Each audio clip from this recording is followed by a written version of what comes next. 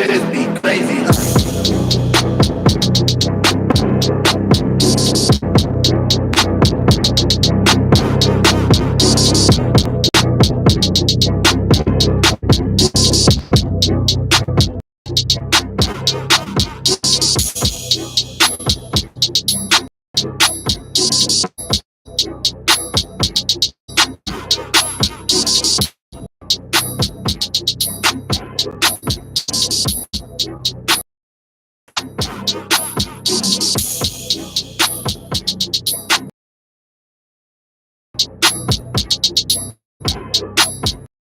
And now, a three-time sports editor, former online and managing editor, and host of Talk That Talk, award-winning journalist Terrell Chatterbox Emerson. Welcome to it. See? And now the mic sounds worse again. I don't know what's going on. We just did a mic check and everything sounded good. But welcome to it, guys. It is a little after 10 o'clock. We're closer to 10:30 on this Thursday night. I am your host, Terrell Chatterbox Emerson, in studio with my guy, Markel Collins. Kel, what's good, Brody? Another week back at it. Happy to be here as always. Doing this beautiful thing that we call sports talk. Yeah, man. Episode 319 of the Talk That Talk radio show. Again, I am your host, Terrell Chatterbox Emerson. I don't know why I feel like this one has the short in it now. But yeah, guys, welcome. It is, again, it's closer to 10:30 on this Thursday night. I had a game tonight. I covered from the house. I didn't even go in person. And this hood might come off. Didn't go to the game in person. But I did go ahead and I watched the game. You actually just came in here and we spoke about the game really quick. UNLV men's basketball was on the ledger for tonight. They took on Omaha.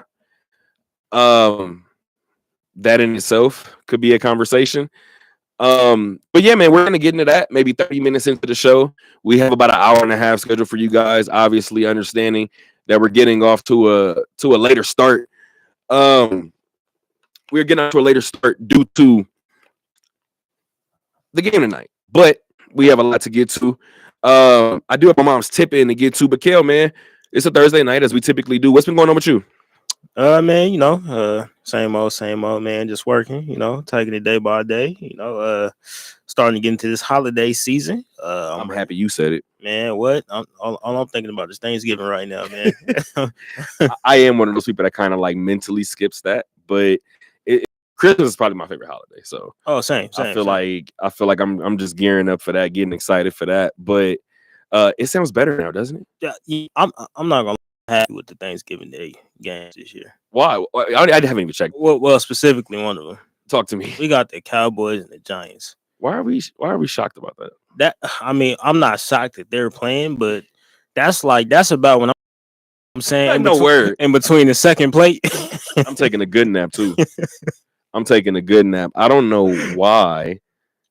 Again, I'm probably going to be adjusting this mic as we shoot the show, but I do want you guys to know that this show is being shot from the beautiful studio here at the Harry Reid Research and Technology Park here on Sunset on Sunset in Las Vegas, Nevada. Again, we are on YouTube live right now. If you guys wanted to go ahead and check us out, all you have to do is go to YouTube, go to the search bar, type in Talk That Talk Radio Show.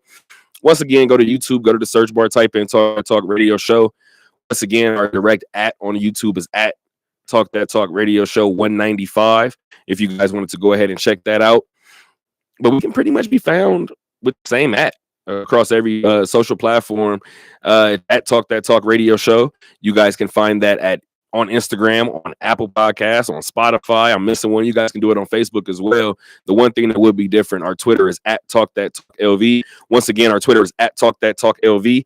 And yeah, man, we got some sports to get to. This mic all of a sudden is irritating the hell out of me, but we're gonna get right to it. My mom's tip in for tonight, rather, right? my mom's tip in. Kind of just talked about it, but I believe this is from Meredith Vanessa's Instagram page. 2025 is in 2 months. Be intentional with your time, get aligned with your goals, spend time with people who lift you up, have the courage to do hard things, and end the year proud of yourself. I like that tip in, as I always say, for several different reasons, but a lot of times my mom sends me things and it puts things into perspective, right? And so different for me. It allowed me to pause for a second, because I actually just told you when we were at the Memphis game that I now felt like I was catching up after the accident. And I'm about a year removed from the accident. So to just now feel like I'm picking back up where we were with the company before I went on my little hiatus. During Summer League, we kind of had to push back a little bit due to this studio being remodeled, but we have a lot that we have to get to, and I'm excited for it. And usually we rely on our backbone, and our backbone is sports. So we're gonna get right into it. I'm not gonna lie to you guys, I'm not talking that UNLV game first. I'm just not doing it.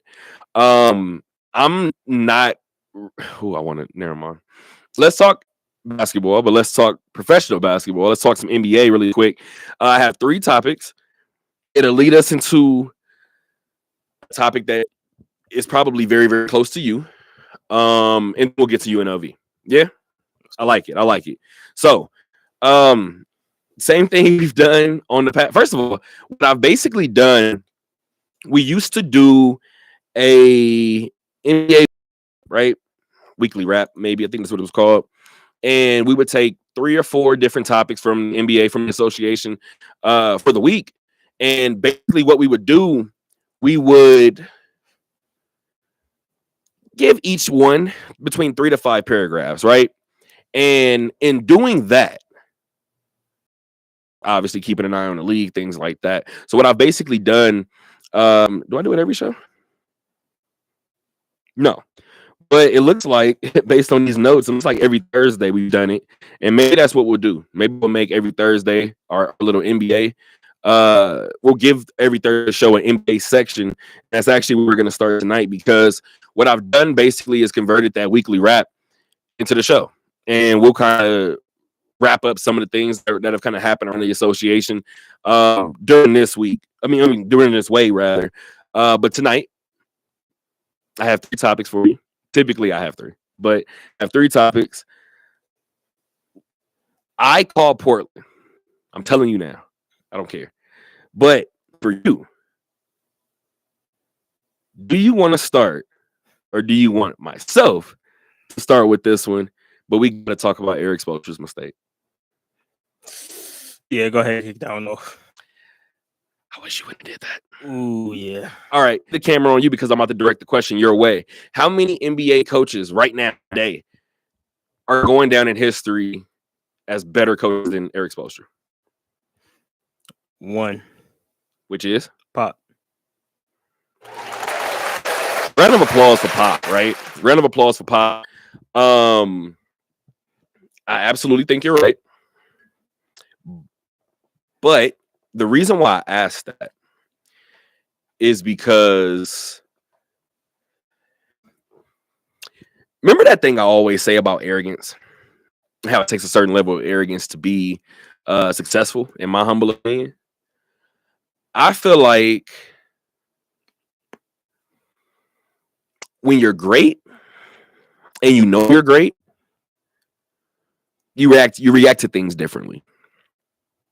And what I simply mean by that is, did you see his reaction when he realized that he didn't have any timeouts? I want to say, I slightly remember, I feel like he was kind of nonchalant a little bit about it. So his initial response, he realizes it, he hops off the side. First of all, he's on the court because he's literally telling them, I just told you guys. So he's mad at the defense, right, on the previous play. He goes out damn near to the free throw line, calling the timeout. By the time he realizes it, takes 2 or 3 hops back, ends up back on the sideline. Referees already gathering, figure out he has no timeouts, technical fouls come, whatever, right? As he's walking out of the building, he's walking through the tunnel and he's kind of scratching his head and he's kind of got this smirk like, and I laughed. And I said, this is one of the best to ever do it. In the back of his mind, I know he's looking at all of Detroit. That was Detroit. All of Detroit, kind of like same way that Jimmy did when he got ejected against New Orleans. And he was telling him on the way out the tunnel, you are lucky. You guys are lucky. I kind of feel the same way with Spo, rather, right? So I know a lot of people may kind of go back to this game toward the end of the season, depending on where they end up. But again, I think it's just one of those moments, one of those greats kind of having a hiccup. I think his reaction kind of told me everything. Yeah, most definitely. I mean, even the greats make mistakes. I mean, it's that simple. I mean, obviously, you never expect that from somebody, especially somebody like Spo. But I guess he kind of got caught up in the heat of the moment. I mean, I'm first off, I'm pretty sure he feels like why is Detroit even competing with this? I'm sure he felt like the team shouldn't even been in that position. And then for them to have a defensive breakdown, I'm absolutely sure he was kind of out of his body in that moment. So going forward from there, I mean, he had to go back in the locker room and be like, okay, yeah, I blew that one. Well, once again, why were we even in that position to begin with? So somebody like Spo, I mean, what are you gonna say to him? He got what 3-4 rings, something Thing. Yeah. So okay, right. Well, he worked with the team in 06, didn't he? Yeah. So he maybe has 3 as a coach. That's what I'm saying. So or what is that? 2 as a coach? D Wade has 3. I'm tripping. Yeah. Anyway. Yeah, he was on staff. So, but yeah, I mean, Spo can make that mistake and be okay. I mean, it's early in the season. I mean, even coaches still got to get right, get acclimated back into the season. You can't just look at the players. So I mean, yeah, it's a mistake that happened, but I guess hey, shout out to Detroit though. I didn't want to be the one to right now. I feel like this just kind of got worse, but didn't want to be the one to say it. But yeah, man, there's a reason why I have the third point on this particular NBA topic, because there are some obviously the East stinks. Let's just call it what it is early. The East doesn't look good in terms of their record wise early, right? I believe there's 3 teams above 500. Orlando 7-6. And then you have obviously Boston, and then actually the second point that you have willfully snatched, whether you knew it or not, and that would be the Cavaliers opening the season 13-0. Shout out to Darius Garland. I've been a fan since he was in high school. He was one of those players that coming out of high school, people noticed like, yeah, he's one of the top players in the country, but he never necessarily got that true love. And I feel like he didn't necessarily get into college either at Vanderbilt because he got hurt and, things of that nature. And as he entered the league, it still wasn't like that because, he had him and Colin Sexton in the backcourt. Colin Sexton was getting more love because he made noise at Alabama.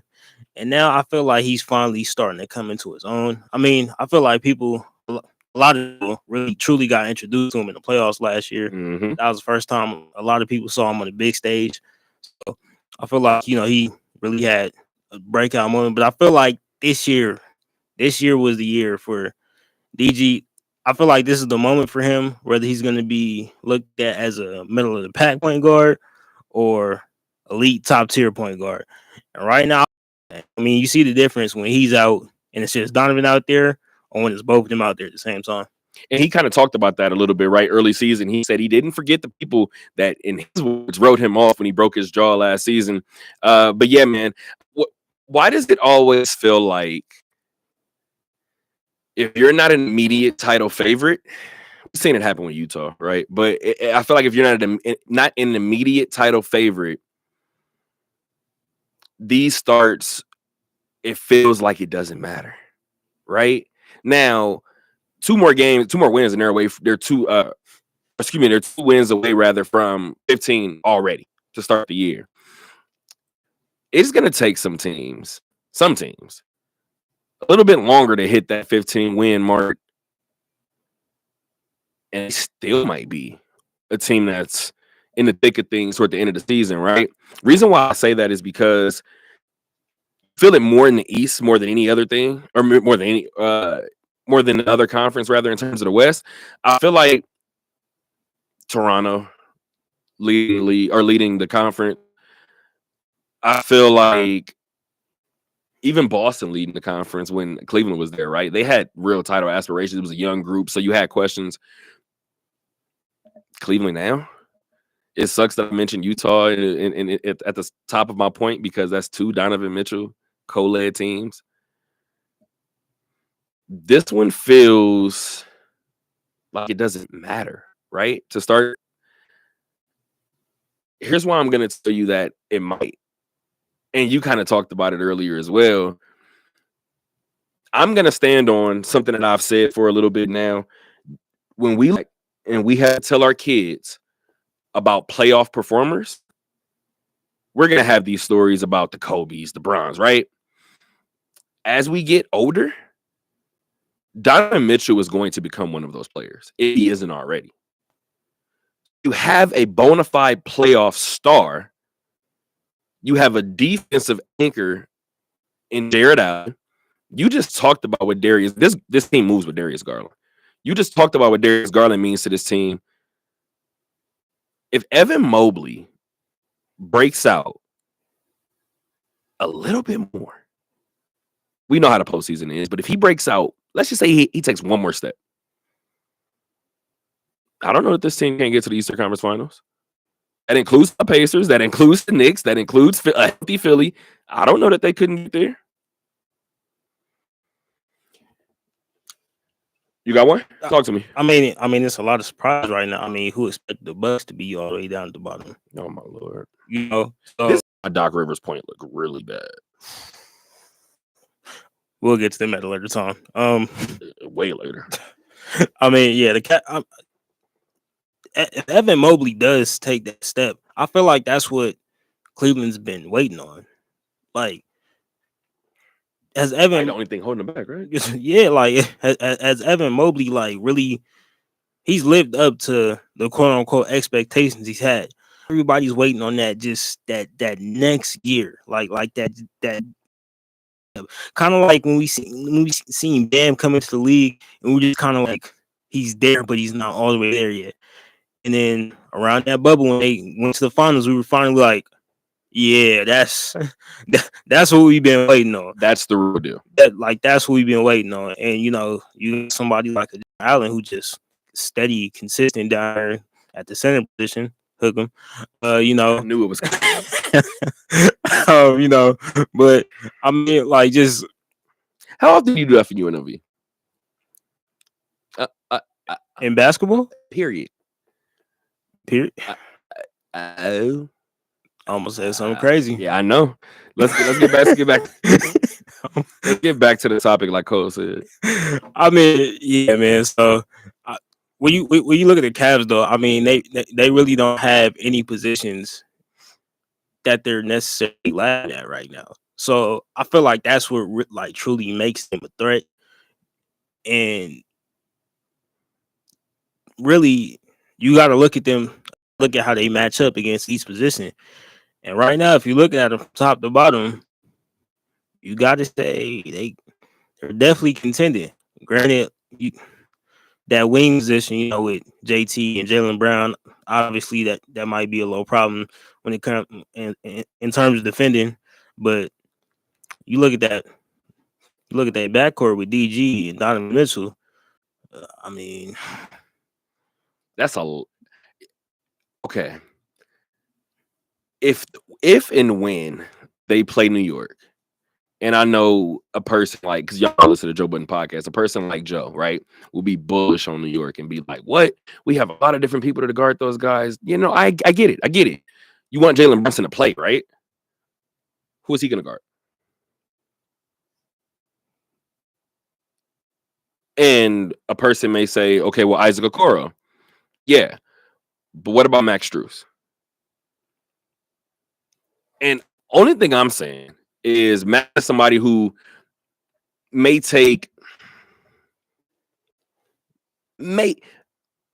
if he's written into the game plan and he takes 10, 11 shots, 8 of them are threes. So if you have Jalen Brunson going wing to wing, chasing Max Strus down, even if he does give you 12 points, is what you're asking of him on the offensive end as well, coupled with that. So just something I'm thinking of, obviously, right? And in terms of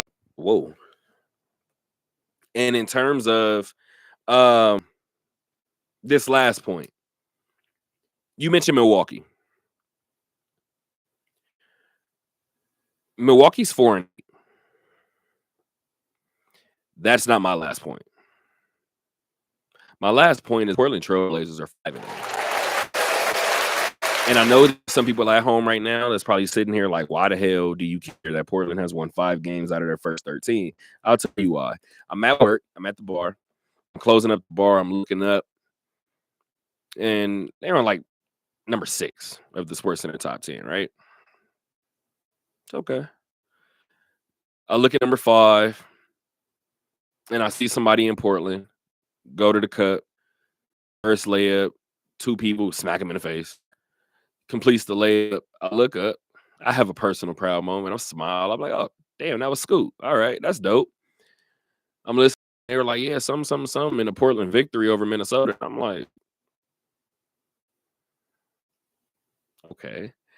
And I remember going into the day and looking at the schedule and just kind of thinking about certain stuff. And I was like, oh, okay, Minnesota got this, whatever. They lost. I knew that it was the first of a back-to-back. I even went home and I said it. I forgot who I was texting, and I was like, Minnesota about to get at them tomorrow.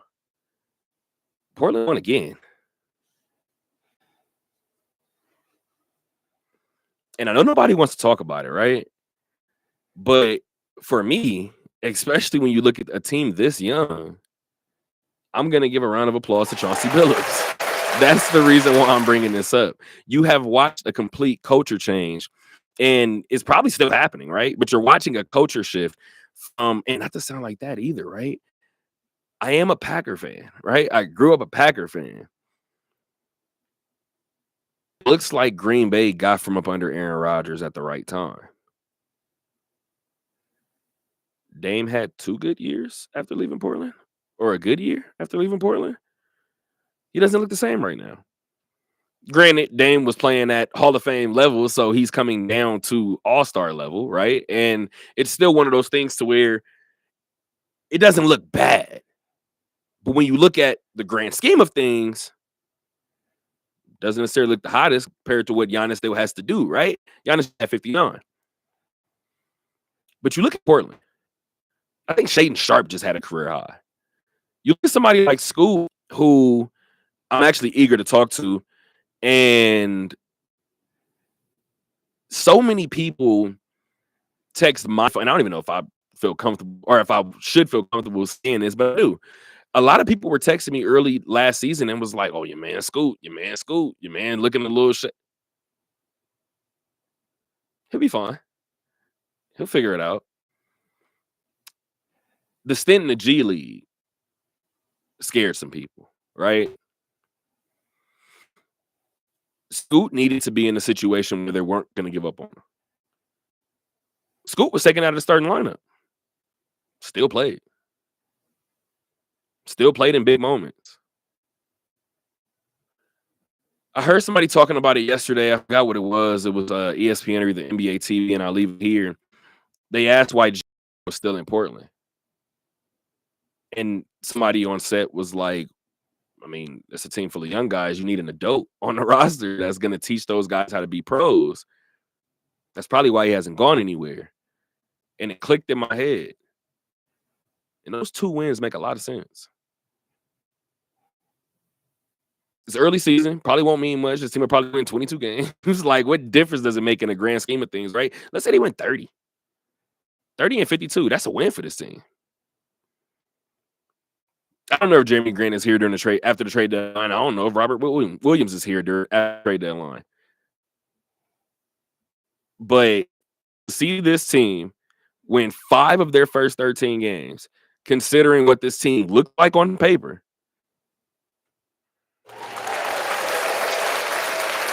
Yeah, man.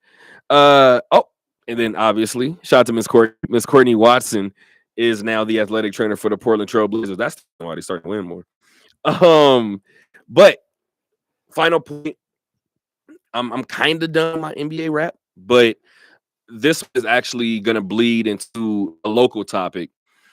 But news broke recently that Greg Popovich suffered a mild stroke November 2nd, I believe it was. Get well soon, Pop. Let's just start with that, right? Get well soon, Pop. Somebody who has always been great when I've had to speak to him. Somebody who I know has progressed the game of basketball, right? And somebody who, in the midst of all of that, always lets you know that none of this is really important. Like, life is important, right? I watched the way he was after he lost his wife, and the courage that he showed on a national level, even during Olympic years, right? So national level as well. It definitely leads you to feel like you get an understanding of the person, of the man, right? Oh, a matter of fact, shout out to my guy CD Sissoko as well. Formerly of the G League Ignite. Him and I talk about Pop every now and again, right? And I mean, the way that guys light up talking about Pop, it's hard to ignore.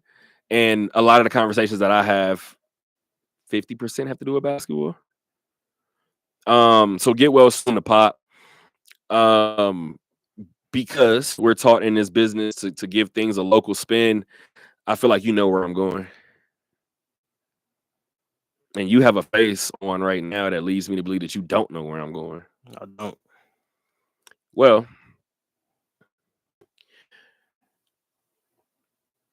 oh, damn, I thought you did. So now I don't even know where to start. How about we start with a lot of people felt like Greg Popovich over the last couple of years before they got Wemby, it's kind of hard to watch, right? San Antonio, you know the philosophy, and especially if you've been watching the basketball long enough, but especially the Spurs long enough, you're looking at certain sets, you're looking at certain things, and you're like, okay, that's not supposed to go that way. Okay, there's the mistake there. Okay, there's the blown read there, or whatever the case may be, right? Now, you also watch the progression of basketball, and I talked to Pop about it during international play, but it's different when you have Jason Tatum and Devin Booker on your team, right? And I'm looking at the amount of threes. And in the back of my mind, I'm just like, I know that this is the way that the league has to. He hates this. I think he hates it. I think he hates it. This is pre-Wemby. And as I'm like, Pop's done. And then they get Wemby.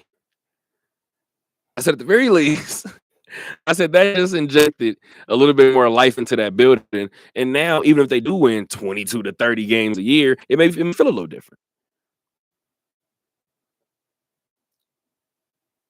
The Spurs don't win a title right now. When I say right now, I mean this season, right? Now, because of that, chances are they probably won't win it next season. But is Pop going to be on the bench the next time that the Spurs do win one? I'm leaning toward no, at least not as the head coach, right? Here's where my brain gets to going. Because it's not often that you get your ideal scenario. However, the elephant in the room that I'm thinking about is Becky Hammon. Here's a couple of reasons why, though. Let's just say Pop retires at the end of the season.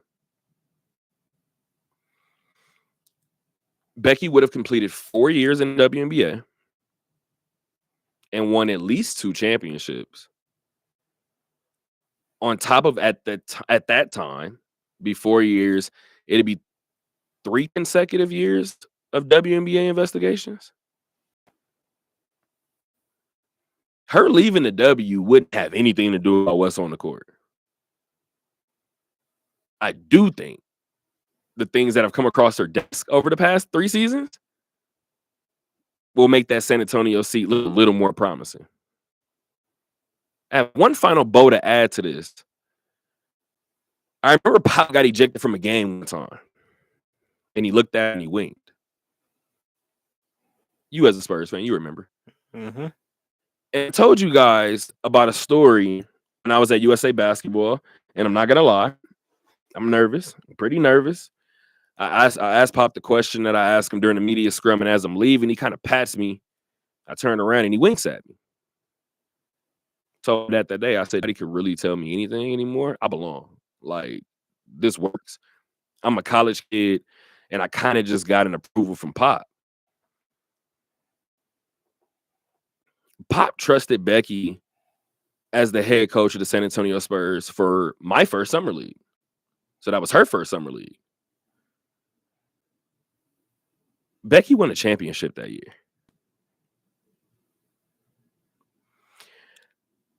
Don't want people to panic, but this has already looked significantly different this season in terms of the front office all the way down to the coaching staff. More changes may be on the way. And what I will say is I think you're absolutely insane to think that if Pop isn't going to retire, or to think that he's not going to retire, and Becky Hammon isn't one of those phone calls in terms of replacing him. Most definitely. I mean, it would be an amazing full circle moment. I feel like beyond just the symbolism of just her being the first woman NBA head coach, I feel like it'd be one of those moments where nobody could say she didn't earn it.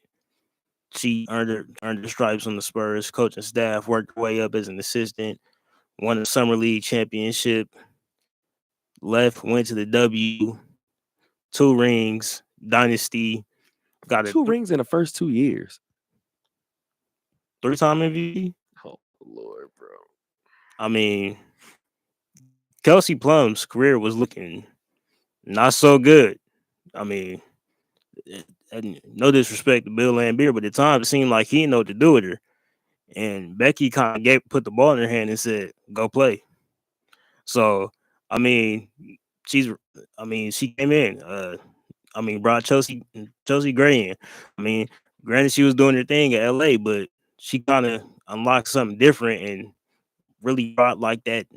I would say that true PG sense out of her. I mean, she was getting a lot of buckets in LA, but out here, she became a true point guard out here, like in the truest sense of the word. So, I mean, Becky, you can't deny the impact she's had on a player, assistant coach, now a head coach.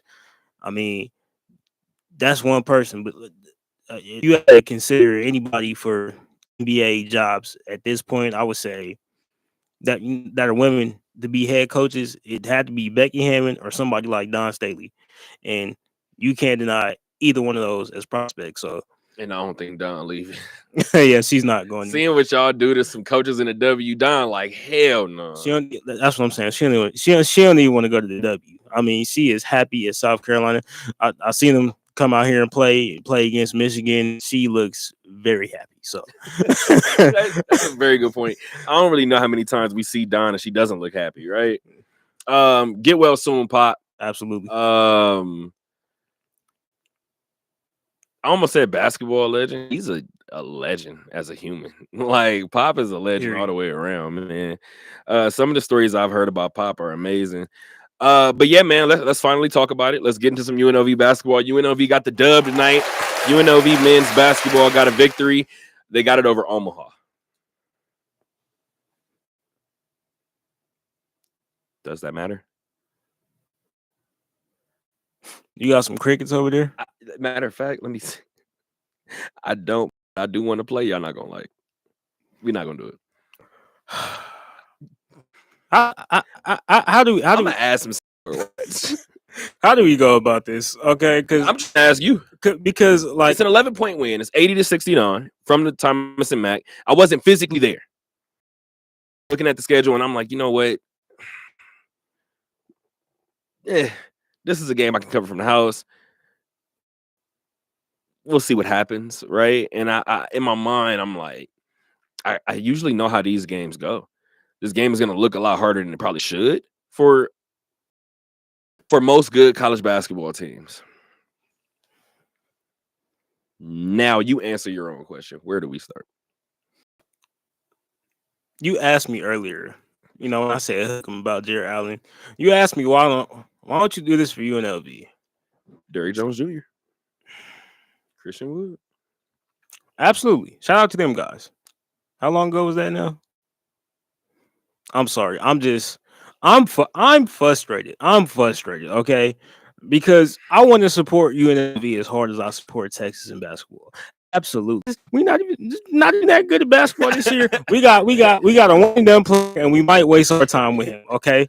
I'm a realist, okay. I'm not a super crazed out fan. I'm a realist. This is hilarious. Okay. So let's backtrack a little bit. Okay, talk to me. Let's go back to this past Saturday. Okay, let's do it. Of his game. Tough loss. Yeah, man. Play hard, play well. Second half. San Francisco all over again. Second half didn't go so well. But you know what? You could walk away from that game saying, okay, team's going right. Okay, Memphis, Penny, 12 at one point. Penny, you know what I'm saying? Penny got some good dudes over there, tough player. Okay, all right, you know what? Take that on the chin. I looked at this game as a game to where they were gonna come in and be like, you know what? Had almost a whole week off. Okay, lost a tough one. Let's go out here and make a statement against Omaha. We're playing Omaha. A team that you saw in 2021 and beat by 13, and we questioned then why they were on the schedule. But you can't be in a close game with Omaha. I'm sorry. And for you guys wondering why we're even saying that it was a close game in an 11-point finish, this game was tied at 63 before UNLV went on an 11-1 run to essentially, do I steal the game? It feels like they had to ice the game. I mean, there was a lot of free throws towards the end. It was a lot of, trying to extend the game going on. But that 11-point win, the game was a lot closer than what the final score said. I mean, that's not a good place to be in. And man, I'm sure some of the players listen to this show, but it's tough to watch that when you understand. Like we talked about it before. Like we understand the expectation is not for this team to go out and win a national championship, but when you struggle in games against teams like Omaha, and then you look at teams in Mount West that are always good. When you look at a San Diego State, when you look at a Boise State, teams like that are gonna at least, if nothing else, they're definitely gonna be towards the top of the conference competing. And we're struggling against Omaha. I'm sorry. And that's the frustration kicks in as somebody who wants to see UNLV basketball be not necessarily what it once was, national titles, but at least to the point to where you can compete for conference championships. And right now, when they put out a performance like that, it makes you question a lot. Like, it leaves you scratching your head. So at halftime, shout out to Steve Cofield from ESPN, right? He did an interview with Kevin Kruger at halftime, and Kruger said the team gave up 15 points in the first 5 minutes. And he said it's absolutely unacceptable. I wish I would have recorded it. He said it's absolutely unacceptable. 15 points in the first 5 minutes is going to get your ass kicked every single night. He was fired up. I tweeted about it. I said that halftime interview from Kevin Kruger is the passion that I've been talking about that this team needs to win. Respectfully to Kevin Kruger, I want, and this is my doing too. I need to get out to practice more, right? I haven't been to one this year. And my question to Kevin Kruger would be how much of that intensity comes, because we've talked about this, right? The games against Memphis aren't the problem. The games against Florida State aren't the problem. The games against Richmond aren't the problem. The games that this team should have in the bag constantly become the problem.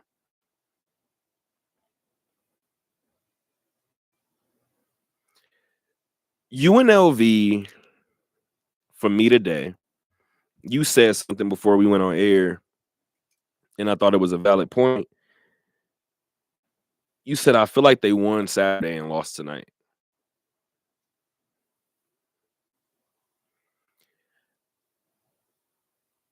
Unfortunately,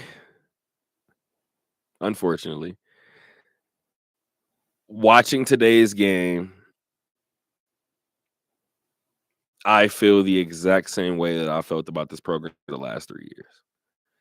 So everything I was saying leading up to tonight, and this is not hopping off the bandwagon, you guys can call it what you want, but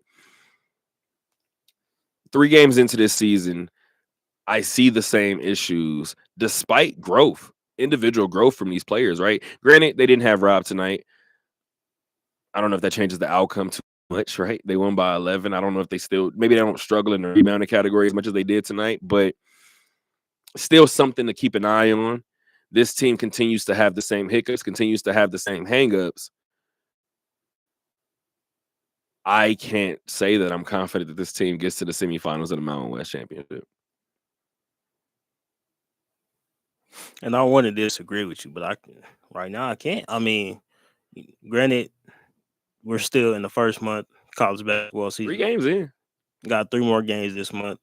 But when I look down that schedule and I see a team like Creighton on the list, like man, when I see Dayton, those are the games I'm not worried about. That's the scary part. I see Air Force and I get the quivering. I see Colorado State and get the shaking. I see Utah State and be like, oh, that's a 20-point loss. Like, I shouldn't feel that way. Yeah, and that's the problem. I mean, you can't play up or down to the level of your competition. There has to be some level of consistency from somebody within the program. I mean, I don't know who that is, whether that's the AD, whether that's Kevin, whether that's Didon. I mean, like there has to be like a stable force, and like no disrespect to any of those people, but it's like something has to stick night in, night out, whether you're playing Memphis, Dayton, Air Force, San Jose State. There needs to be some type of consistency that you can constantly fall back on. And, I mean, you looking nice like in 3 games tonight. Bear shot 7 of 8. Bear Cherry was 7 of 8 tonight. And and it's things like that right there. You have somebody who might be the stabling force, and nobody's paying attention to it. Nobody's saying, hey, how about we actually run dominating on the block right now and the boards. When he woke up in the second half against Memphis, it seemed like the game kind of stabilized a little bit, even though Memphis won that offensive explosion in the second half. They couldn't do much with him. They couldn't do anything with him. And I mean, at a certain point, somebody has to realize that, because I mean, DJ is going to get all the attention all year long. I mean, ace guarded, double teamed, full court. I mean, that's not going to stop the entire season. So, I mean, you look at somebody like Jalen Hill, doing it all tonight, put up 17, big time. Guys like that, eat that on a more consistent basis, like all across the board. So when situations like tonight come up, when it's time for DJ to take over, he can do that and not have to worry about, all right, I still have to get my teammates involved, but I still got to put up 20, and so it's really a tough situation. But you just said, Bearcher, get that man the ball. Get that man the ball, play through him, get the attention off DJ, and let everybody else do their job. And now I feel like I have to go back and watch 3 straight UNLV basketball games and see how many. I forgot who it was. It was Lindy, actually. I watched Lindy. Becky has done it too. I watched Lindy come down, and she ran something for Desi, and it worked. And came down, ran it again for Desi. It worked. Came down, Desi couldn't get to the spot. She swapped out AB. AB got to the spot, ran it again. And I can't remember if it was the 4th or the 5th time when I remember Kiara Jackson looked at her. Maybe it was Essence. Looked over at her. She looked at him. She said, run it again. Like, until they stop it, dog, run it. If this is what we're going to keep getting, run it. And I have to go back to the first 3 games for UNLV season, and I have to see if they've been defiant in terms of ensuring Bear is going to get the ball. And I want to say outside of the first game, I don't know that that's happened. 2-1 on the year. I do have a quick question since we're talking UNLV basketball really quick. Is UNLV basketball the Dallas Cowboys of college sports? Of college basketball, rather? Ooh, that's a tough one. That's a tough one. As somebody from here that wants to see them win, feels like it. I mean, it's a team that gets the talent. I mean, you just mentioned it. You just mentioned somebody like Christian Wood. You mentioned somebody like Derrick Jones. I mean, I'm still going back to Brandon McCoy. I'm still going back to Shakur Juiston. I'm still going back to Jovan Moore. I don't care. We've had talent on this campus. Patrick McCaw. I mean, so it's it's like at what point do you want to take it over the top? Like, when the talent gonna turn into wins? When are these? It was supposed to happen this year, right? And granted, they could win 12 straight. Like I don't know what they went on last year. They went on like a 9 of 10 stretch or something like that. They went on a crazy stretch late last season, and that kind of propelled them into the NIT, right? And again, I was gonna back off and say, like, I'm not trying to rain on their parade. It's gonna sound the way it sounds, but I also am going to continue to home the point. 4 premier schools turned down the NIT last season. I believe UNLV got one of their spots. So, if UNLV needs another one of those runs at the end of the season, we're in a very bad spot again, regardless. And the funny thing is, we're about to get into the Lady Rebels, right? And the way that Lindy schedules their non-conference, it's almost like you get to conference play and you're like, we get to see San Diego State. And it may sound nuts.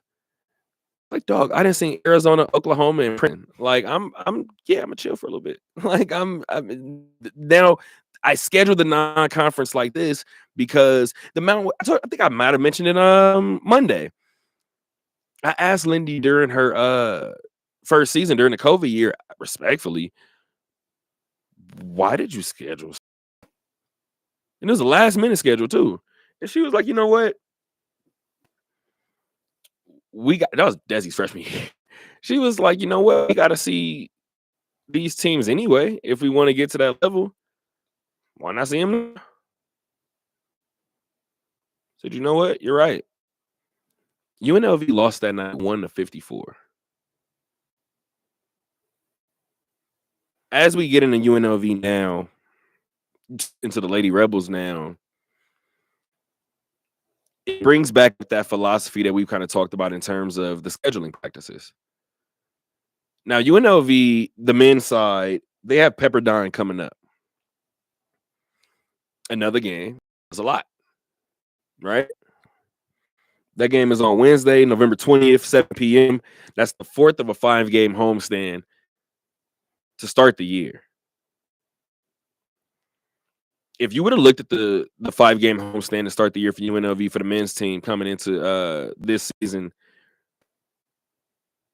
you may have said they can only leave this stretch with 1 loss, and it better come to Memphis. UNLV can still do that. But the way that we feel about this team coming out of this 5-game start, maybe some people were bullish. I'm not talking about UNLV fans, but some people were bullish on whether UNLV was going to be able to kind of duplicate what they did last season. So as for the women's team,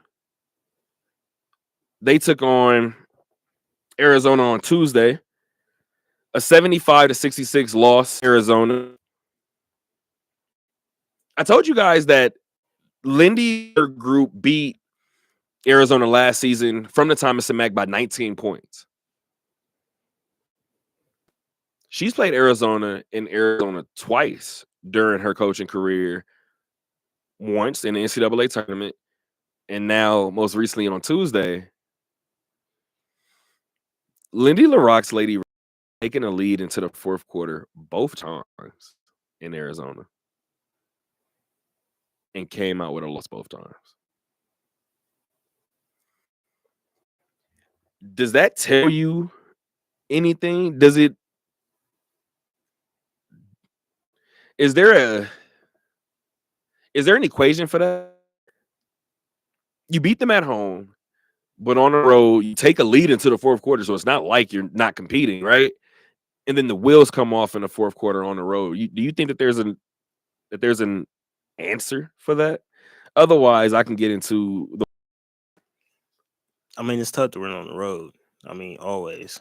So, I mean, but you got to kind of find some type of like balance. Just what I just talked about with the men's team. You got to find a stable piece within the program that you can fall back on it, especially in tough situations like that on the road playing a team like Arizona. It's not going to be easy. So you got to. Yeah, that's a tough one. I don't know if it is an answer for that. So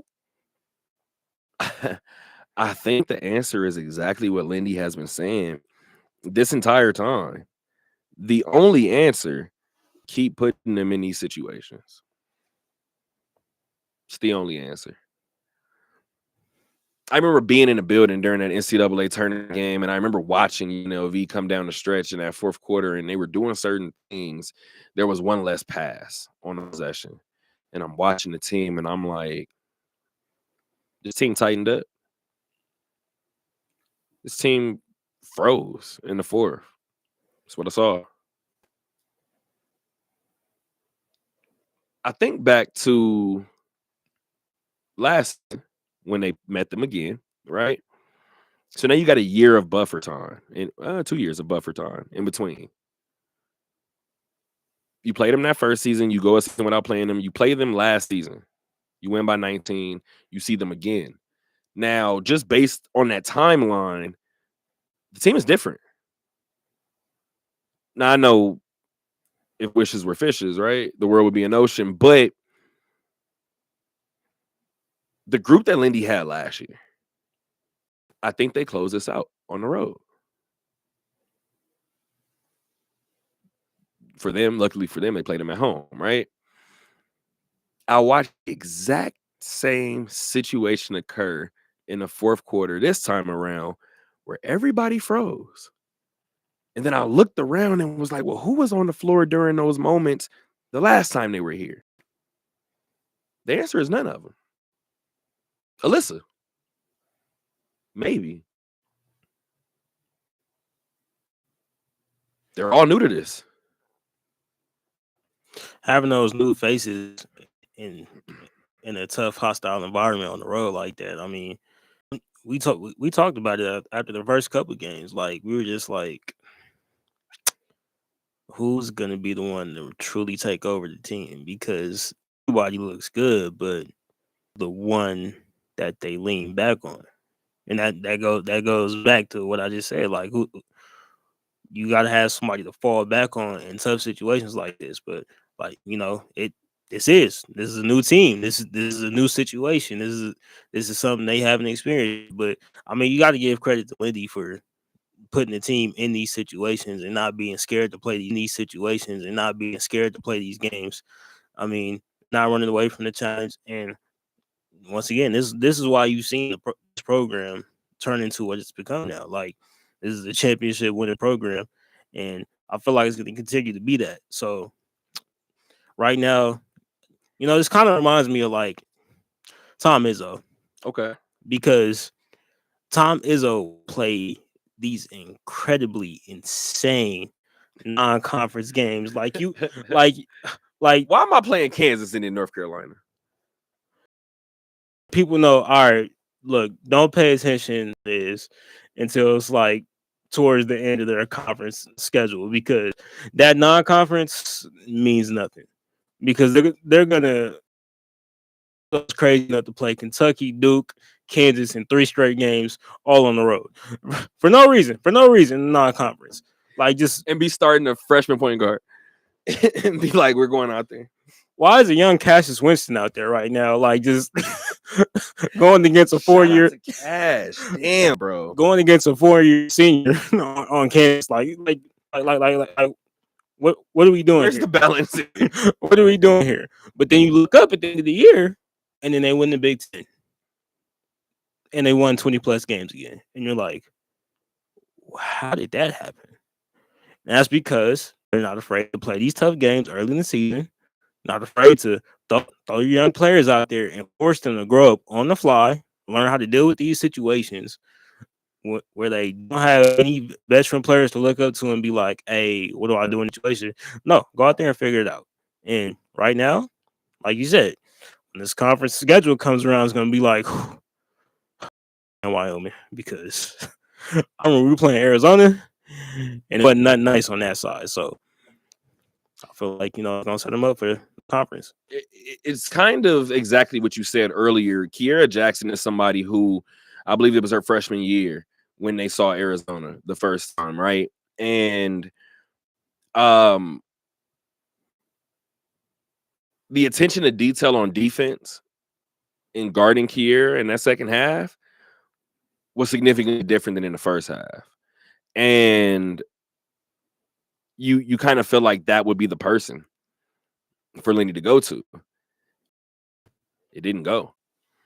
As a matter of fact, Amarachi Kimpson ended up being the person that ultimately got the team going late in the game. She's a sophomore. So again, now she's seen Arizona. She's not her first time, right? Freshman year and sophomore year, she's seen Arizona.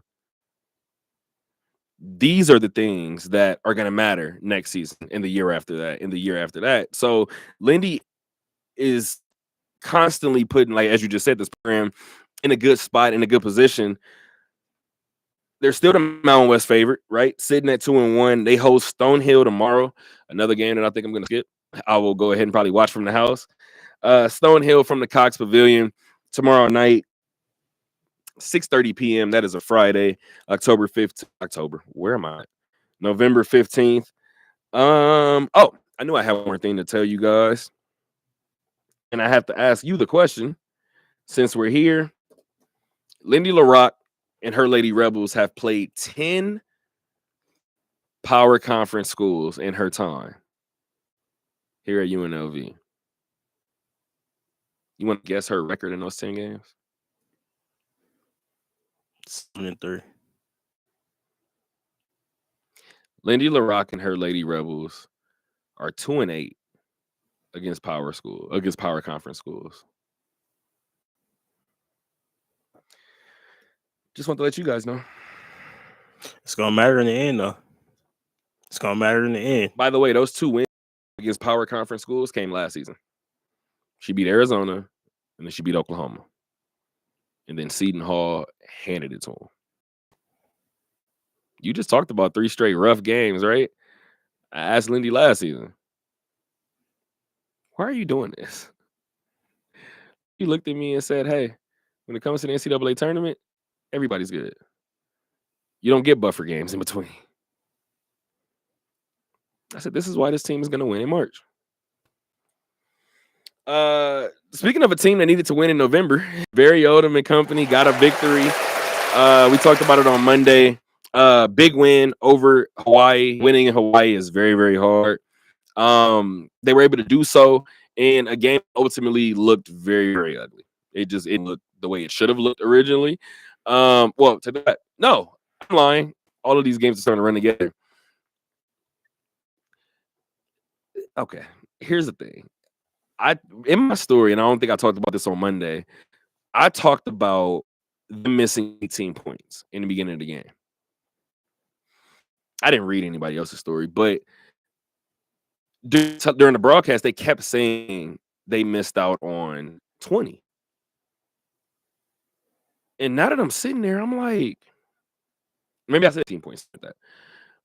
But I was like, that math isn't right. One of those touchdowns, wasn't a touchdown, but it was a safety. So that's 5 points. Nevertheless, right, UNLV missed out on 3 possessions worth of points. 2 to 3 possessions worth of points in that first half. And they're able to kind of squeak by at the end. You said you wanted to talk about this game. I'll give you a second to kind of give your opinion on it really quick, because I told you prior to the show starting that I think I have an answer for you. And the show, I still think I got an answer for you. I feel like that was, we watched that game together. I feel like it was just, you were there.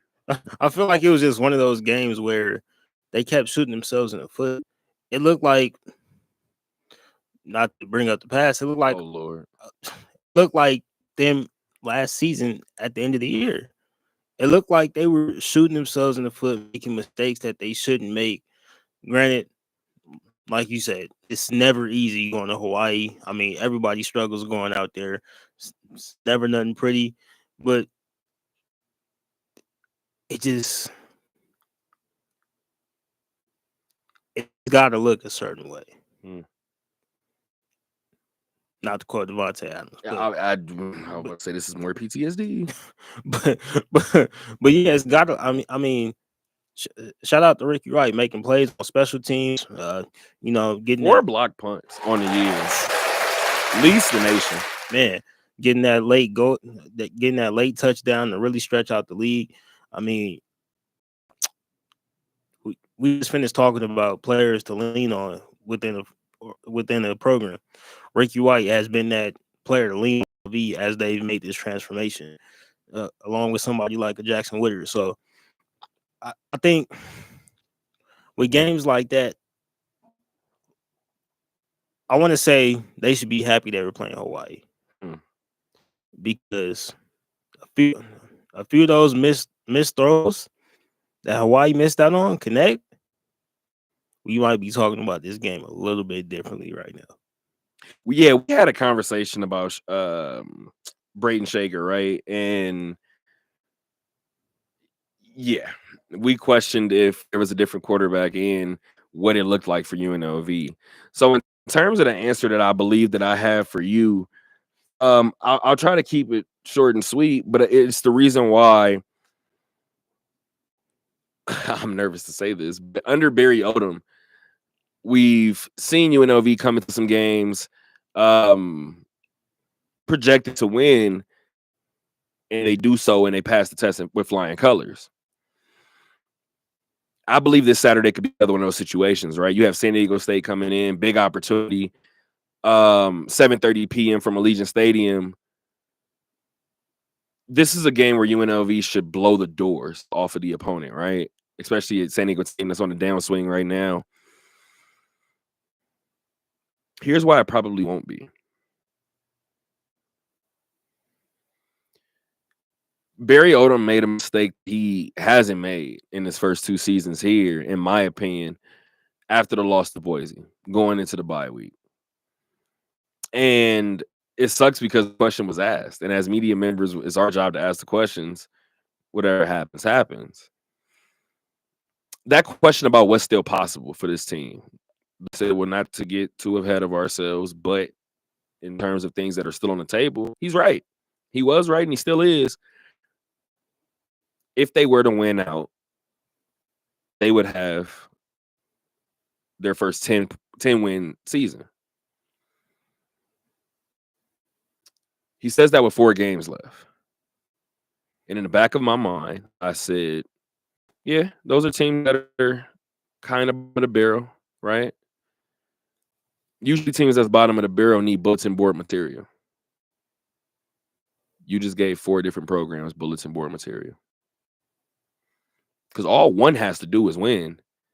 You don't get your 10-win season. At least you don't get it in the regular season. That is why I believe these last 3 weeks for UNLV, and I'll be honest, my gut is leaning toward this is about to be a blowout. UNLV should smoke San Diego State. If UNLV were to win these last 3 games by a possession points, wouldn't shock me either. Absolutely not. I mean, San Jose State. That's a good team right there. Talk about it. I mean, that's not going to be a cakewalk. I did say downswing. My apologies, San Diego State or San Jose State. Yeah, that's probably why they go. Never mind. Man, we keep talking about it. I mean, November gets spooky in college football, and we were sitting there watching that game, like, are they okay? Like, what's going on? Like, it was one too many blown coverages. It was one too many mishaps. It was you can't play football like that in November, not this time of the year. Because, like you said, there's these bottom of the barrel teams. They just looking for a reason to win. Some guys are probably thinking about transferring. Some guys just trying to give it all they got towards the end of the season, and to tell themselves, for them to go back to campus and be like, yeah, man, this year wasn't it, but be UNLV though. Yeah, especially if you're competing in the Mountain West Championship when it's all said and done. Yeah, we got UNLV though, so you don't want to put yourself in that situation. They should absolutely take care of business against San Diego State. So yeah, these last 3 games though, but at this point they can't take any game for it. They gotta play like the playoffs started right now. Right now, starting against San Diego State, and if that game against Hawaii wasn't a wake up call, I don't know what it's gonna be. And it sounds kind of crazy because it sounds like we're talking in this doom and gloom sense, but that's the way college football is, UNLV. I know you guys. I know we, because I went there too, right? We haven't been a part of this very often. Kel is from here, and this is all new to us. This is all new. I don't want to say from here, but you did. Well, you are from here. Yes. Yeah. See, I wasn't wrong. Damn it. That's what happens when you second guess yourself. But we haven't been a part of a lot of this, right? And I remember talking to somebody who grew up in Alabama, and I forgot what we were talking about. Might have been UNLV football just a couple ago. And I was doing security at the time, and the person was like, "What's UNLV's record?" And I said it, and he was like 2 wins at this point, or whatever it was. And in his when he followed this up, I was like, "Damn, I guess I never thought about it like that." He was like, "Let Bama have 2 losses at this point of the season. We will riot." I was thinking, I'm like, we 7 weeks into the season. Let Alabama be 5-2, 7 weeks into the season. Burn the whole team. Get everybody out of here. You're absolutely right. I hate to say it, but like you said before, if you are going to these powerhouse program teams, it may sound nuts to be like, oh, the playoff starts now. Oh, well, I mean, the playoffs, you got to win 4 straight games, 5 straight games to get to the yeah, you do. UNLV might have to do that just to Mountain West Championship. Yeah, playoff time starts now. You you can't play with. I mean, these are the expectations this program is long for. This is why they got this new practice facility. This is why they play in the Legion now. This is this is why Barry Odom came in. I mean, this is everything they asked for. And now they're in this position. And now the end of the season that you guys had last year, the fan base is not going to accept that this time around. They're not going to accept that. Then they don't want to hear that. You got like they look like more of a complete this year, like in every sense, every position, all the way around. Offense is clicking, defense is clicking. You gotta finish the job. Like, and you just said it. This is college football. This this is how we. I mean, Alabama has lost 2 games this year. Yeah, exactly. Oh, I should check in with him. And this is their head coach's first year. Mm-hmm. That is the standard at Alabama.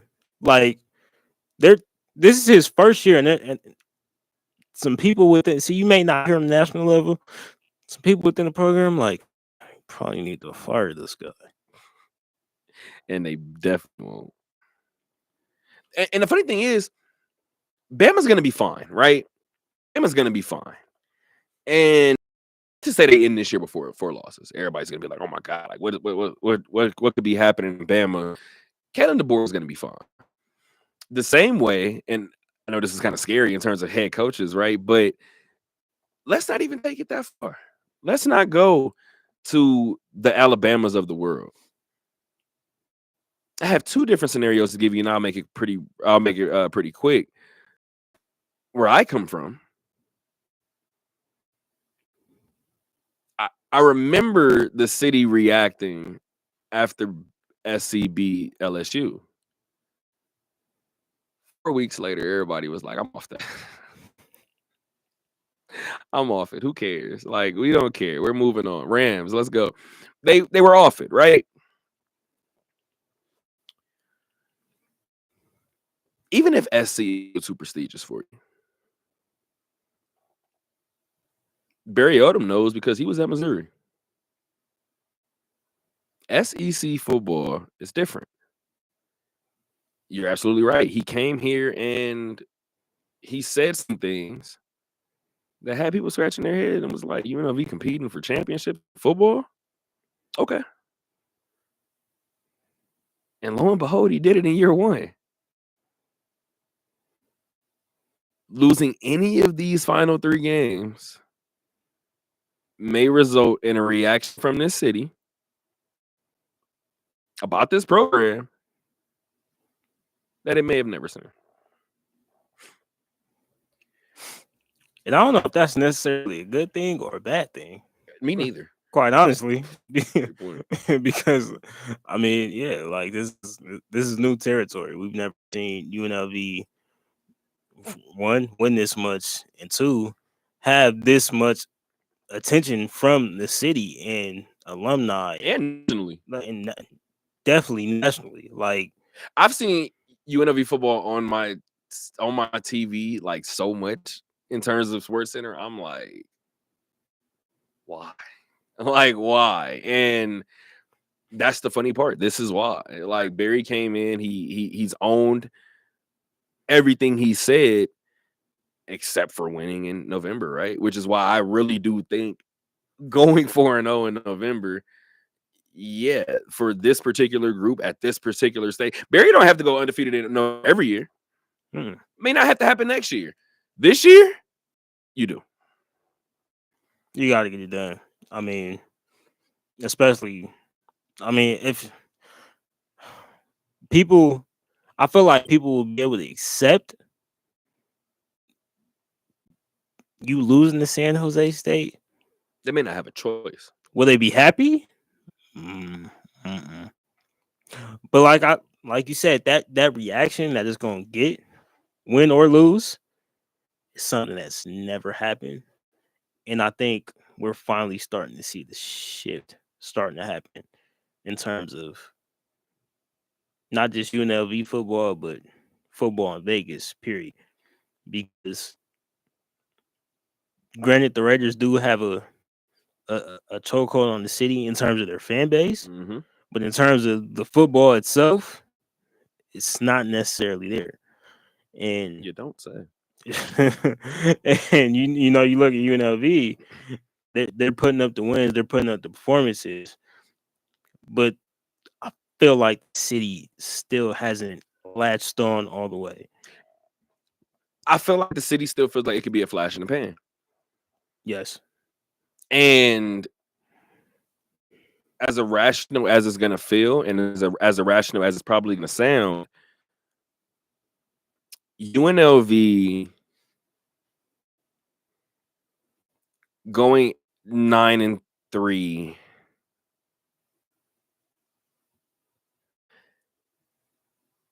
and missing the Mountain West Championship.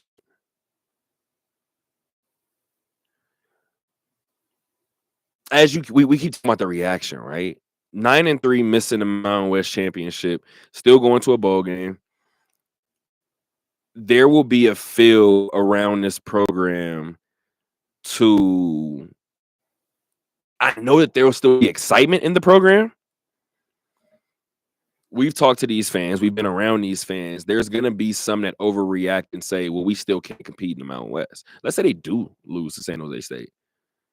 They would be 0-2 against San Jose State. That's going to become a conversation. For whatever reason, right, wrong, indifferent. It's just football, like whatever reason. Let's say they lose 2 games. Barry's November record at UNLV is going to be brought up. The city of hesitation, as you said before, because unfortunately of the conversation we just had about UNLV basketball, the men's side. Every year you kind of have these expectations. Donovan Williams, Bryce Hamilton, you start to look around and you're like, one, if not, Donovan left earlier than I expected. I told him, I said it. And he's actually kind of fared better, right? So even with that, you look back to what the year yielded. Nothing. What Barry can't afford to have happen, is have that start to become a trend in UNLV football, where you start the year to 6-1, 5-1, 7-2, and then you get to these stretches in November where you can't get over the hump. Can't say it's for scheduling, right? You see Michigan last year. Granted, that was his first year. That's not a decision that he made, but you see Michigan last year. You see Syracuse this year. Boise is a nationally ranked team. San Diego State usually is. Like, you're getting these opportunities throughout the year. So Barry has his wish. Barry is going to be in the thick of things for as long as he's here. As I mentioned before, unfortunately, UNLV football is in the almost said San Diego. In a Los Angeles Chargers situation, just go to San Diego. In the Chargers situation, same situation as in the Angels situation, same situation as in the situation. All LA teams, you got to show us. We talked about Cleveland earlier, right? Starting 13-0. There's a lot of bad fans that are looking like, there's a lot of teams that are looking like, you got to show me that you guys can be that the entire season. UNLV football is no longer over. Barry Odom is here. I talked about it a couple of years ago before Barry got here. If there's going to be a bunch of noise throughout the season in Boise State, San Diego State, or Fresno State hoist that trophy at the end of the year, we did all this bickering in November and in January and in December and stuff for nothing. At some point, Barry's going to have to do it. And again, none of this matters if this team doesn't win out. But again, I think that that bulletin board material that he gave a couple of weeks ago, I think it invigorated a lot of these teams. I definitely know San Jose State saw it. San Diego on a downswing. I know that they should have used that as bulletin board material. And then, not to sound like that, Bernard doesn't need it. I told you, I'm a little worried about that game. They were pushing Boise State last week. So, I mean, that's something you absolutely have to look out for. I mean, yeah, they do have to avoid that getting over the hump thing, because you said it. We've seen it with UNLV basketball. I mean, last week I talked about those Dave Rice days. Always the thing. All right, yeah, y'all good. Y'all can win all these games in the regular season. Y'all can get the championship. You gonna beat San Diego State though? And those questions like that. So now it's like everybody, all right, you can probably get there, but can you beat Colorado State? Can you beat Boise State? You gotta get over that hump. UNLV's women's basketball. That was the question. Can you get over that hump? They've done it multiple times. Now they got a new hump. Now they got to get over wins in March. Like, now they got to get there, right? Yeah. So I mean, but football team right now, yeah, you gotta win in November, win in early December. I would feel completely differently about this team if they won the bowl game. I don't care if it was, and I always make this joke, I don't care if it was the Duke's Mayo Bowl. If UNLV wins a bowl game, you look around and you go, hey, end of the Mountain West season wasn't right, but we took care of Toledo, but we took care of Kansas. That Kansas game didn't look good for the first 3 quarters. I covered it. Shout out to Matthew Raftery. He was there and he was texting me certain stuff. UNLV didn't look right into the 4th quarter. That's why now, Barry, you asked for this. I think he's the guy for it, but he asked for this. You asked for this investment. You asked for this passion. And UNLV football on the field has given fans the right to kind of feel like, hey, we do have something more on the horizon.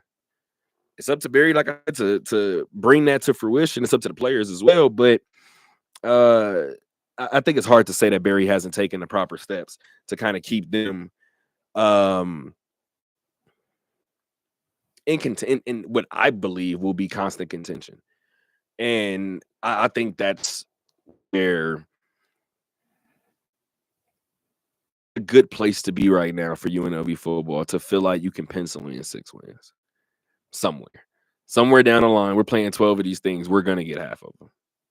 And that's a place that, in terms of what my brother has asked me, and covering this program, how many wins you got for the team this year? I've said 2. I've said 4. I've said 6 if we go right. Now we're talking about 6, 7, 8, 9. So Barry has already done part of his job in that regard, right?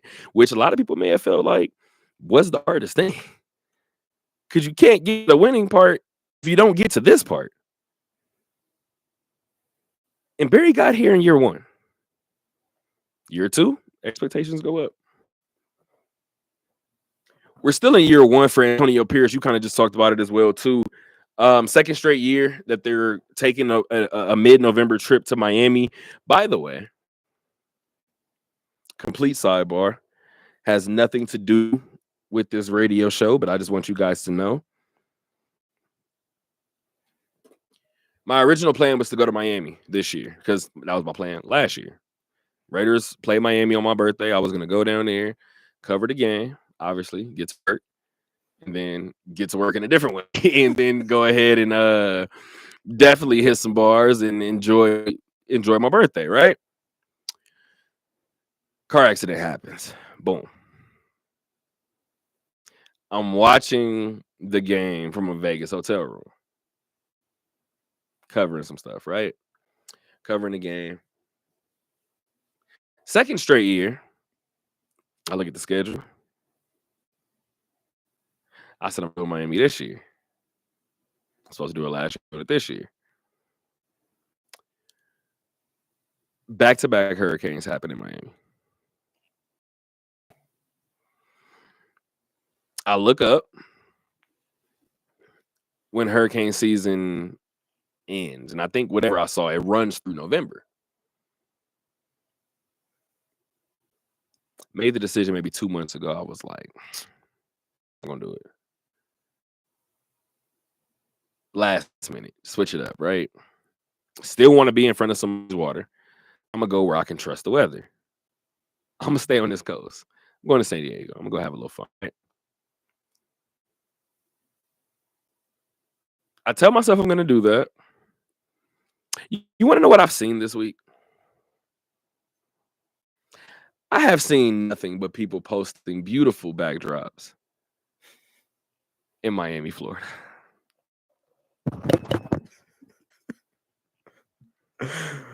Hey man, you know, I mean, there's always next year.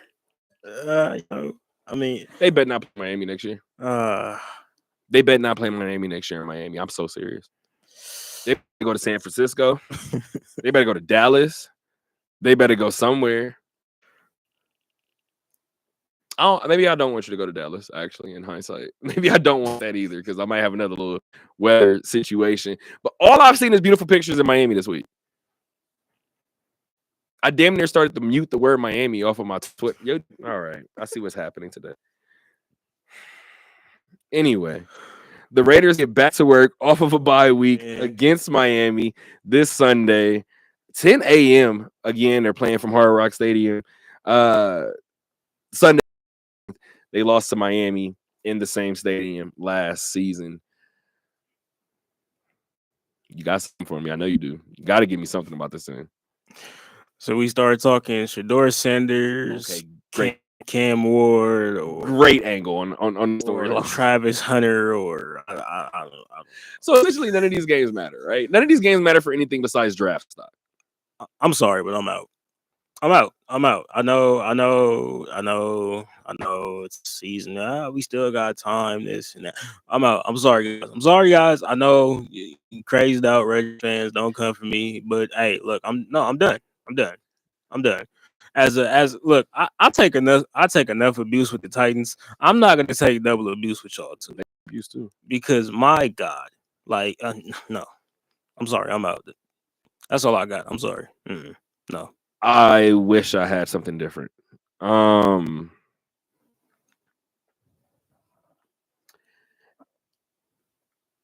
Raiders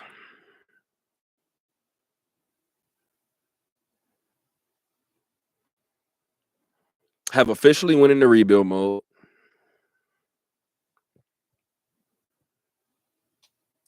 The funny thing about rebuilding in football is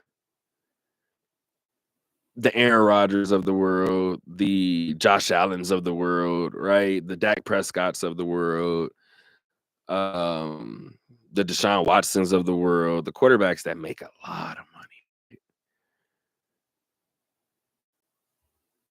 They don't always win a Super Bowl. And you think about the situations where guys have won the Super Bowl before Pat has gone on his run, it's usually not one of those top quarterbacks. So you think about this situation, right? Let's say the Raiders are able to fix whatever gap they have in the rushing game. Could be play calling. We'll see what happens this week. But Alexander Mattison has shined in certain moments with this group. If this team is able to solidify, not even respectable, if this team is able to identify and solidify a run game that allows them to control time of possession, you don't need one of those top tier quarterbacks. As you said before, you can go and get a Shedeur Sanders. You can go and get a Cam Ward, who I like a lot. And every sign is pointing to Shedeur Sanders, right? But it feels like this team has the inner makings and the inner workings of a team that can be a shot. You know what's funny?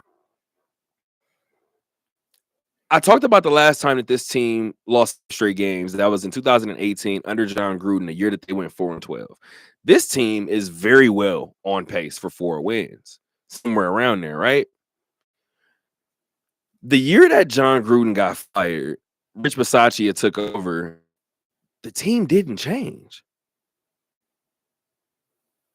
The team made it to the playoffs.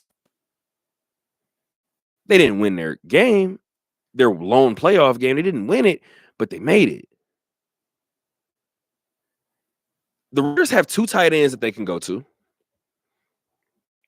The run game is what I keep talking about, right? That's what's so vital, right? Having consistency on the offensive line is vital, right? And then a defense that isn't put into as many bad positions as the offense has put them in this year. This defense we've already seen be productive. So in what may feel like a rebuild, for all intents and purposes, the feeling, the look, the vibe, whatever, it feels like they're rebuild. Some of these things that they've put into place has shown the click, whether it's the defense, whether it's the tight ends. Everybody is pointing to this quarterback position as the hiccup for this group. I'm going to say something right now that people are going to be, especially if they're Raider fans, they're going to shudder at. If the Raiders are able to get a productive running back room, whether it be through changes, whether it be through play calling, you're not asking Gardner Minshew and Aiden O'Connell to do that much. You've asked them to do a lot this season. Mainly, part of it was because of Davante Adams, right? One of the lone things I agree with when Davante was leaving out of these doors, I said, I agree with him about addition by subtraction. You don't have Odell Beckham on the sideline asking for the football. Baker Mayfield talked about that in Cleveland. You don't have Josh Allen has kind of hinted to it in Stephon Diggs in Buffalo, right? I don't have to worry about getting you the ball because you ain't touched the ball in 3 straight plays. But we averaged 7 yards on these last 3 plays. You're upset because you haven't touched the ball. The Raiders aren't going to have that season or have next season. Jacoby Myers is good enough to be a number 1. You have 2 tight ends that may essentially look like a Travis Kelce or a New England Patriots situation where your tight end is probably your number 1. Jason Witten was Tony Romo's number 1 for a long time. This is where I'm going. Somebody that had 12 catches is him. He got 12 catches, 9 yards. Yep, that's him. That's the guy. I think people are acting like the sky is falling when it comes to the Raiders because the worst possible scenario happened this season. It did. The team wasn't winning. The team traded, I guess you could say, next to close worst scenario because Max is still here. Breathe, guys. But on paper, the worst case scenario has happened for this team. This is what I meant in terms of the Raiders stripping the cupboard bare. There's no reason to. There's no reason to. And keep in mind, too, there's 8 games left on the year. You off too. But you said you're off. Even if the Raiders win 3 more games the rest of the year, they go 3-5 the rest of the way. The Raiders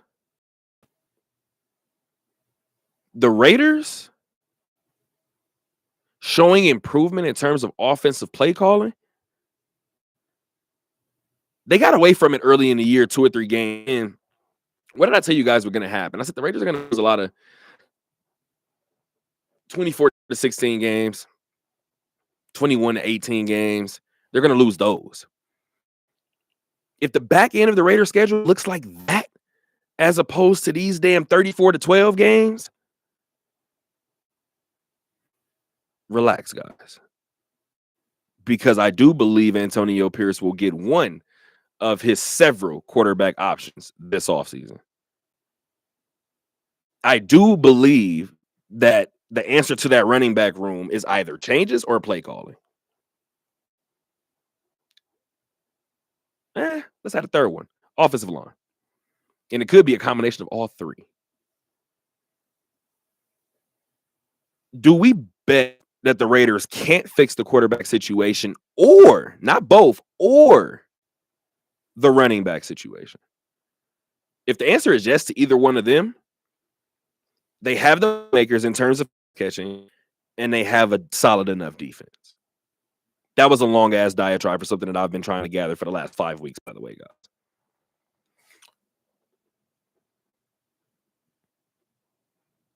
If they're rebuilding, are they going the right way about this? Because I keep going back to it. You still got Max here. Mhm. Max wants to win. Mm-hmm. This is not the time to rebuild right now. But when you look at the team, it's like you have no other direction to go. And like you said, like you can't. It's easy for everybody to always point straight to the quarterback, but like you said, they're gonna lose or be in a lot of those 18 to 21 type games. In that situation, towards the end of the game, it's quarterback time. You got to come out, make these plays, and take us over the top. I mean, ask any team that's played Patrick Mahomes in the past year or two about that. Okay. Ask teams that have had to play Lamar Jackson in the past year or two about that. Okay. When it comes down to that fourth quarter, those last few possessions, ask the teams that don't have quarterbacks. Like Tennessee. Sorry. Exactly. Bingo. I had to take a jab. I want to say we've been getting along too well on this episode. Yeah, no, absolutely. Yeah, it's not. Yeah, and that's why I bring up a Cam Moore. That's why I bring up a Shedeur Sanders. Mm-hmm. It could be somebody. It could be another veteran quarterback to come in and take the role, but you need somebody to come out and finish the. Excuse me. You're good. Say what you want about Derek Carr. He had you in a lot of those situations, and he would come out and win sometimes in those situations. And in other times, it wasn't always his fault, but it looked like his fault because the team didn't necessarily come through for him in those situations. So now you're kind of in the situation where you're like, what do we do now? Like where are we going? How do we rebuild with the veterans we have? Still win at the same time.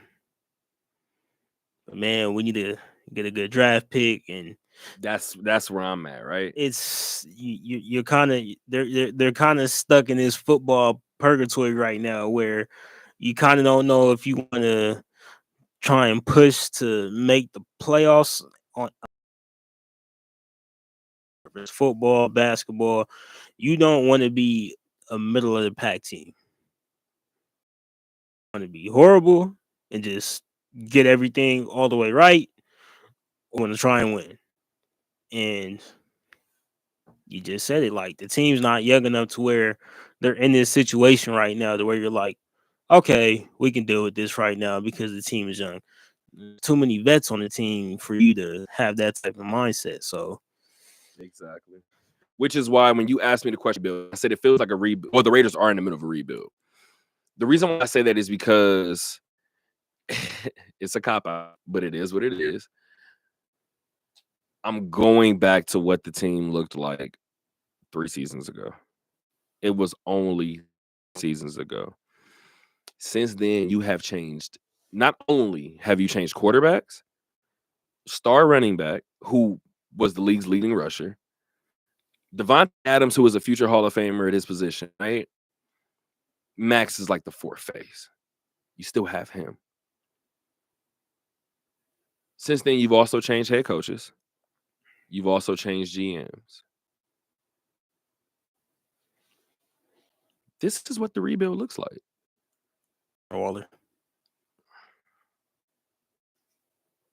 Couldn't let And that. I do it every single time. I ain't letting that one go. And I do it every single time. You mishandled Darren Waller. That's a Josh McDaniels thing, but you mishandled Darren. And you lost that. Then he went to the Giants and was like, you know what? I don't want to do this anymore.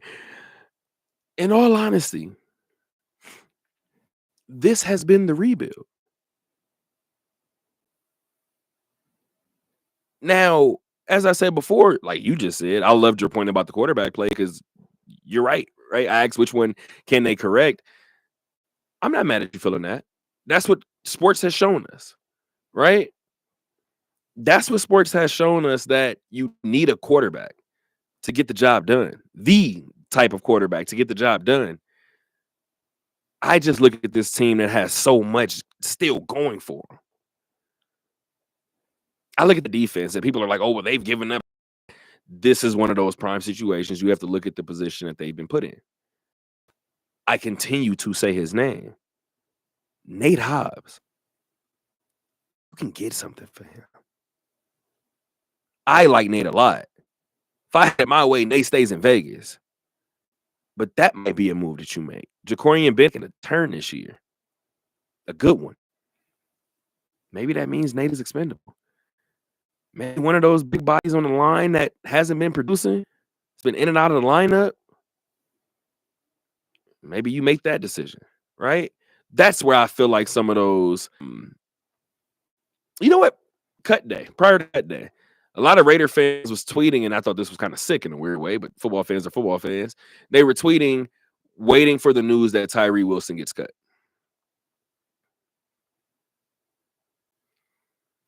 That's the way I still feel like the Raiders can make improvements, by doing small moves like that. We know that you would be able to get a whole haul for Max. Are you getting Aiden Hutchinson? Okay. All right. Then I'm going to hold on to this one. I'm going to chill for a little bit. I don't need to strip the cupboard. I've been saying it for a month. Raider season is over. I said it about a month ago. Raider season is probably over. You do not need to strip the cupboard bare. You think they keep Aiden and Gardner going in next year? I think Aiden is signed. I don't see it happening. I mean, just with this quarterback class, I mean, Shador, Cam, Quinn Ewers, all these guys. You gonna make sure you say Quinn's name. Jalen Milroe, you know, all those. Got Cowboy written all over him. Oh God, please don't. Just tell me, brother. Please don't. Yeah, but I feel like this quarterback class is just it's just lining up too well. Like you said, all signs pointing in Shador at this point in time. Match made in heaven. Like, and then you probably go out, you get a vet to come in and compete. Jacoby Brissett. Let's say Malik Willis isn't with Green Bay. You might bring in a semi-veteran guy, right? 4 years under his belt. Maybe Desmond Ridder stays. Mm-hmm. Like, who knows, right? But I'm not entirely sure that the Raiders need to go and trade a Michael Mayer. Not that nobody in Vegas has said that. Please relax. But you don't need to make those big deals to garner 4 draft picks, 3 draft picks, 2 draft picks, 2 draft picks at a player, cash. You don't need too much of that right now. I don't think so. In terms of the rebuild, what do Raiders need to do? You've done it. You've done it. You focus on proving the team as is. It may have began with some of the fires that you made, some of the firings that you had last week, 2 weeks ago. If the Raiders come out this particular game, and we get it, it's one game, it could be an outlier. If the Raiders come out this game and rush for 160 yards and 3 touchdowns, okay, people are going to start to feel like, okay, it was play call. Now we're asking Aiden and Gardner. Aiden is still doing something, but we're asking Aiden or Gardner to throw the ball 24 times, as opposed to going out on the ball 37. Yeah, in those 35 attempts, he's going to throw a pick, maybe 2, maybe 3. the Raiders have to show something in the back half of this season to not warrant selling everything. That's why I've said AP isn't going anywhere. So when I speak of the rebuild, you're in it. Max is saying I don't want to rebuild. You're in year 3 of it, dog. It just didn't feel like it. I'm not sure that I've seen expectations for a team drop this fast. And the other one that I can reference is the one that I referenced on Monday. The Brooklyn Nets, when they had Darren Williams, Joe Johnson, Paul Pierce, and Kevin Garnett. I watched the way that season started, and I was like, oh, y'all off the bandwagon early. Raider situation is no different to me. Now, we spent too much time on the Raiders, but again, this is sometimes the revisionist history works.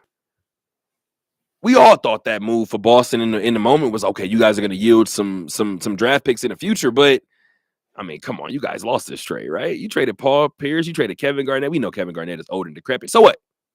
We don't care. He still can be a valuable piece of a winning team. And then you watch that team and you go, oh, they're not winning. Oh, damn, KJ, you look older now. Paul Pierce, you look like you can't play no more. Like I said, Paul Pierce won meaningful games for the Clippers and the Wizards after that. So there was still tread on that tire. That situation made it look horrific. When Derek Carr was leaving here, I had somebody ask me, do you think Derek Carr is a starter in this league? I just looked at him. Name 32 guys right now better than Derek Carr. Please stop overreacting. Oh, Josh Jacobs went from league's leading rusher to averaging 2 yards to carry. Yeah, because they loaded up the box and you're not beating us.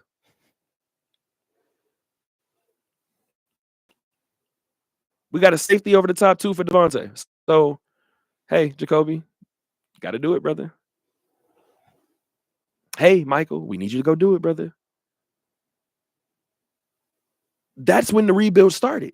It had you looking at Derek Carr asking, is he done as a starter? It had you looking at going, oh, is this the black hole, no pun intended, of your career? It had you looking at Josh Jacobs saying, there's the flash in the pan. How does Josh look in Green Bay right now? Looking like a top 5 back to me. This is the rebuild, guys. We'll end it with some Golden Knights really quick, and we'll get out of here. My apologies to my Knights fans. I owe you time we come in here. But 3-2 victory over the Anaheim Ducks. They took a early, not an early. They ended a 2-game losing streak with this victory, but it went up 3-1 in this one, right? And they scored in each period. Ended up giving up a late goal. To the Ducks, but the Knights continue to be a team, things behind them quickly, right?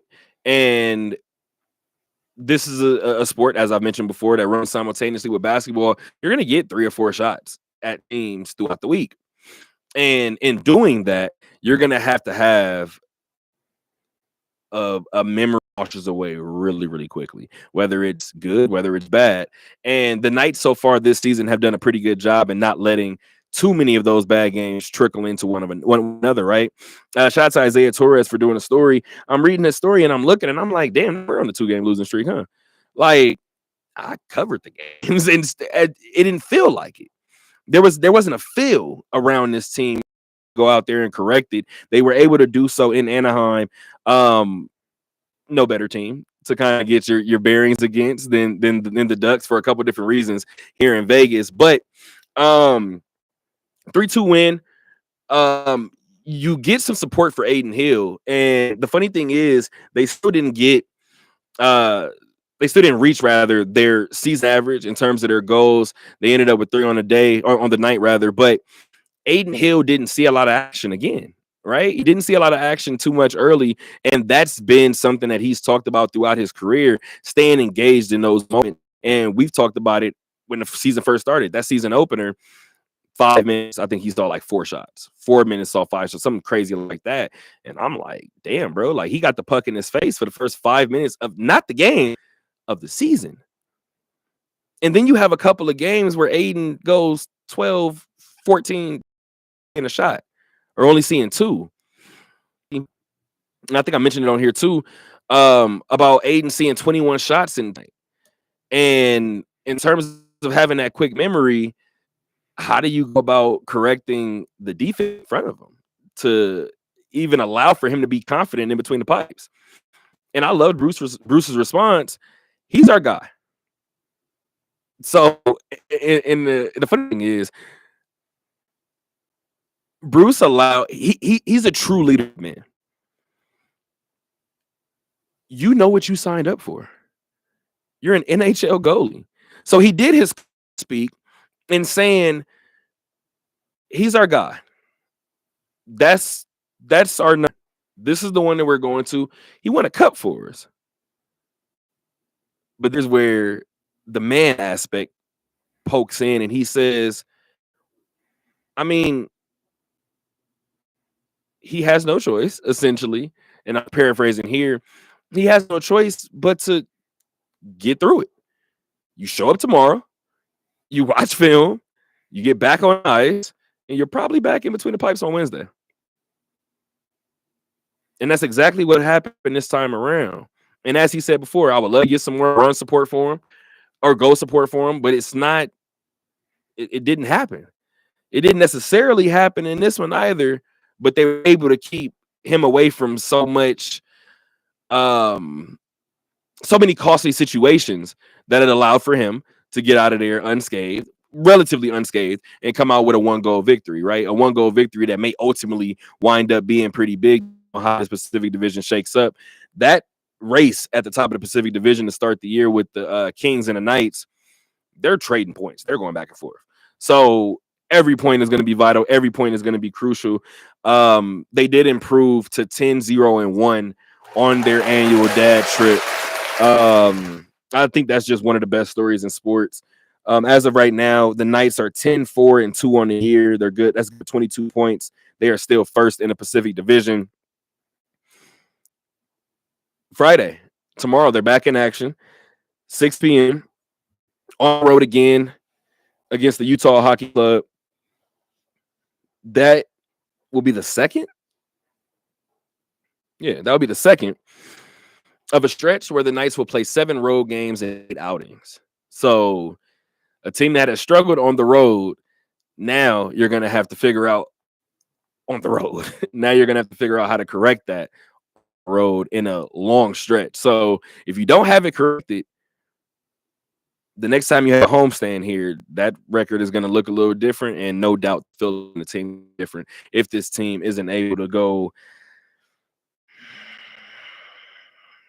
I'll even take near 500 if the team doesn't go 4-3 on this road trip. 3-4 won't work. 3-4 won't get it. But if they go 4-3 or better on this road trip, they have to have a plus 500 record on this road trip. If not, or on the stretch rather. If not, that's going to become one of those strings that we've talked about before. The Knights are otherworldly at home. You can beat them on the road. More than likely, you will beat them on the road. So we'll see what this stretch looks like and what it tells us about this team. We'll get to my dad's tip in and we'll get out of here. My tip in tonight is a quick one. I was amazed after reading the story today regarding the Florida Gators basketball team. Florida coach Todd Golden said Thursday that Canadian freshman Oliver Rio, I'm hoping I'm not pronouncing that wrong, or is it Rue, is planning to redshirt this season. Had the popular candidate played even one game, he would have burned one of college eligibility. The redshirting is not what amazes me. What does amaze me is the fact that the freshman is already in the Guinness World Record book as the world's tallest teenager, and will have to wait a year before becoming the world's tallest college basketball player. Ryu, I apologize, stands at 7'9", the tallest player to play in the NBA to date. Was Dad? I do not know that name. Sorry, and I do not even want to mispronounce this name, so I apologize. But it was 2 people, and Manute Bol was one of the 2 as well. For those gentlemen, measured at 7'7". There's this Canadian freshman has high hopes of setting another record when he makes it to the NBA. Again, he stands at 7'9". I know exactly which freshman my dad is talking about too. Again, I mean, this is where college basketball is, right? Somebody was pointing out a high school women's basketball player that was dunking with ease. And I kind of looked around and I was like, what do you guys expect? Like, these things are going to start happening. Like, evolution doesn't stop with us humans. So I don't know why anybody would expect it to. But Thursday night episode in the books. We tried to give you guys a full 2 hours. We gave you guys about an hour and 57. We are well into the midnight hour now. I have some things to get to. I know Kel has some things to get to. Until next time, guys, keep on talking. This be crazy.